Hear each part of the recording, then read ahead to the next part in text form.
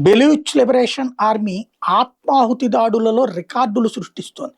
పాకిస్తాన్ సైన్యం ఎవరు ఆత్మాహుతి దాడి చేసుకోరు. పాకిస్తాన్ రాజకీయ నాయకుడు ఎవరు ఆత్మాహుతి దాడి చేసుకోడు. కానీ పాకిస్తాన్‌లో తయారైనటువంటి తీవ్రవాదులు మాత్రం ఆత్మాహుతి దాడి చేసుకొని చచ్చిపోతారు. పాకిస్తాన్ సైన్యం కోసం, పాకిస్తాన్ ప్రభుత్వం కోసం.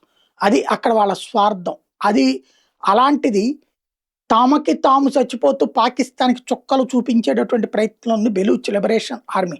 ఇప్పటికే బెలూచ్‌కి స్వతంత్రత ప్రకటించుకొని, సొంత కరెన్సీ ప్రకటించుకొని, సొంత జాతీయగీతం, సొంత జెండాతో ఉంటే, అక్కడ బెలూచుని దెబ్బతీయడానికి వస్తున్నటువంటి మొన్న ఒక బస్సు 47 మందిని లేపడేశారు. అట్లాగే ట్రైన్‌లని లేపేశారు. అట్లాగే దారిన వస్తున్న కాన్వాయ్‌లు కూడా లేపేశారు. మనం విజువల్స్‌తో సహా చూసుకున్నాం. ఇప్పుడు లేటెస్ట్‌గా చూస్తే బెలూచ్ లిబరేషన్ ఆర్మీ వాళ్ళు ఆ మధ్యలో ఏదైతే బెలూచ్ ప్రాంతంలో ఉన్నటువంటి పన్వాన్ ప్రాంతంలో ఒక పాయింట్ ఏర్పాటు చేసుకున్నారు. ఆయుధాలు తెచ్చుకోవడానికి కానీ మధ్యలో ఒక బేస్ పాయింట్ లాగా ఏర్పాటు చేసుకున్నారు.